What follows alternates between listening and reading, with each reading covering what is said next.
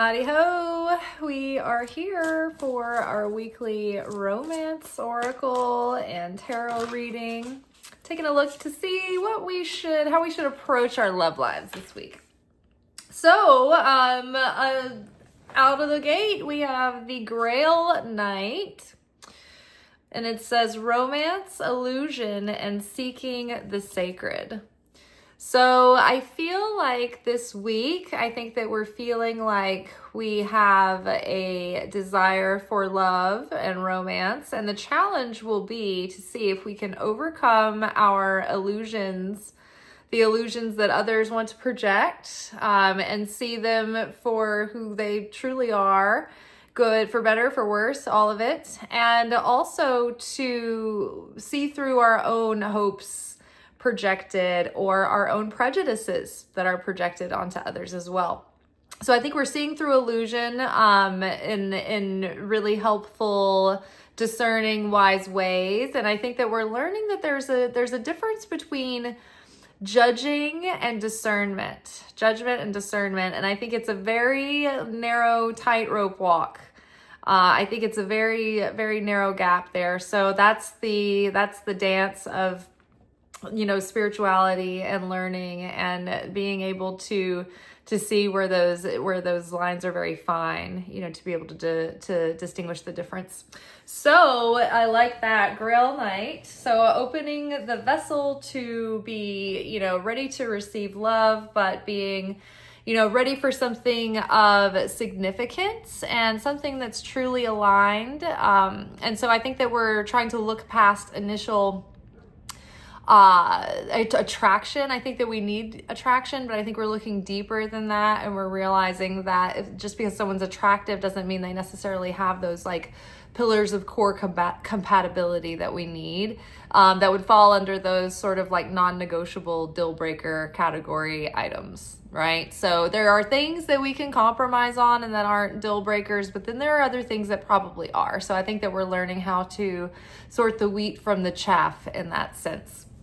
The second card is the Lady of the Lake. What does this say? Absolute truth, courage, self-respect, responsibility. So again, I think that underscores the fact that, okay, we're ready to go on this quest, and the Lady of the Lake comes to anoint the hero on their journey and to anoint them to go forward in truth and courage and honesty and valor, right? So it's like we're ready to go on the mission. We're ready for the next journey. We're ready the call to adventure has sounded, and we're ready to answer the call. And now it's like the Lady of the Lake is there. The feminine spirit, the Shekhinah, the Holy Spirit to guide us, is there to anoint the journey and be there to be a guiding voice of absolute truth, courage, self-respect, and responsibility. So remember, we've been getting lessons and cards about setting boundaries, not only with others, but also with ourselves, and being able to follow through with those things and treating ourselves the way that we would hope that a partner would and should, by keeping promises we're making to ourselves and being reliable and consistent, right? If we're not demonstrating those qualities in the way that we treat ourselves, then we're not putting out the right frequency to the universe to call that kind of partner in. Ooh, good stuff already. Let's see. What do we got? That card really stood out. Ooh, the cat. Independence and healthy boundaries. You can't make this stuff up, guys. Half the time the cards are just like reiterating what we were already saying, which says it all. It's like what we're really doing here is tapping into a greater, higher truth that's a frequency. And we're just tuning into like a radio station and broadcasting what we're picking up, and that's what the cards do as well. So they're just reinforcing and confirming that we're on the right track here, that we've been learning how to be independent, and not just independent, but interdependent. Learning the process and the discipline of slowly bringing someone in and allowing ourselves to maintain our own autonomy, right? Not be completely consumed by a relationship. And part of that is setting healthy boundaries.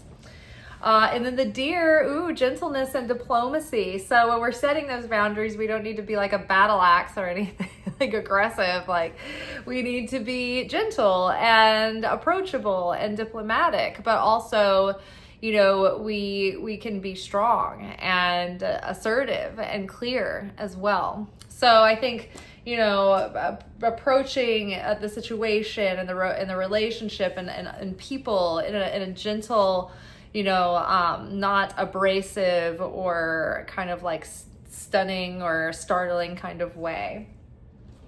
But communicating our needs gently and in an inviting way that doesn't feel like you're being punished from the beginning. All right, let's see what these cards are. I feel like these are lead. Okay, so the Grail Knight has the Emperor. So this is, while, you know, we have realized how to master the different areas of our life and be the leader and the spiritual leader of our life, so we can set an example of how we want to be treated, both in the way that we treat ourselves and in the way that we communicate our needs in both our value in spoken and unspoken ways to others. And then standing by those things, keeping those things so they're not just empty words, demonstrating that. 7 of Cups, so daydreams and decisions. So again, the whole idea of 7 of Cups here, it's all about illusion and choices and fantasy versus reality, and making a real choice and a decision. You know, this is seeing through the games of a player. This is seeing that even though you're very attracted to someone, they're not in the same season of their life as you are. So they're not looking for the same thing right now. So even if there's other things in alignment, that's just not there. It's not one of them, right? So I think that this is like having the courage again and the self-respect to see things accurately and not just the way that we want to see them.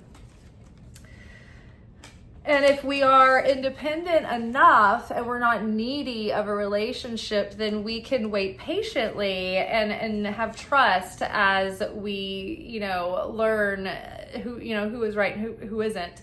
Crown chakra. Again, when we're independent, we know that we are connected to source, to the creator who is always watching over us. And so if we know that it doesn't matter who the vessel is, ultimately it's the creator showing up every time the way that we need the creator to. So we don't cling, feeling scarcity consciousness as we're meeting new people.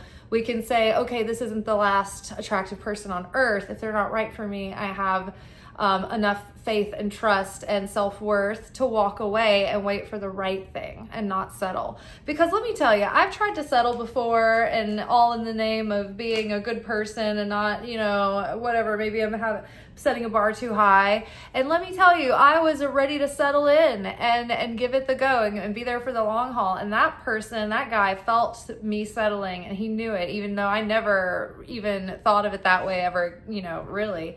And they know it, and they punish you for it, right? Someone knows when they're not right for you and when they're not on your level, and they will punish you for it. So you're not doing anything honorable or high conscious, you know, you're highbrow or whatever, highfalutin. You're not doing anything, you know, braggable or righteous by lessening what you really want and settling for someone practical or reasonable enough. You know, I mean, I think that depending on what your criteria are, all right, are you only basing your wants and needs on superficial things? Then yeah, you need to reconsider that. But if you are looking at the inner qualities of someone and the kind of life are you guys in, you know, do you have bare affinity, right? Are you a good match?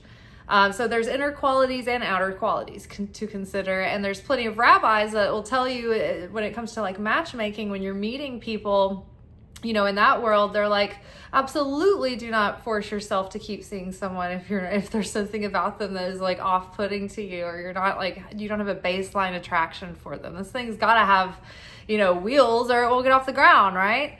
So, you know, being able to have your standards and your wants and your boundaries and hold on to them, because ultimately you know that you're connected and guided, and that I can see now every rejection is God's protection. I mean, good Lord, the things you find out in hindsight, or the things that you figure out after the fact when the initial crush or chemistry wears off, it's like every time you are being guided to the right thing, right? So you can trust that process. And then, strengthening bonds, the deer. So something new might be on the way, or we might cross paths with some possibilities or new opportunities.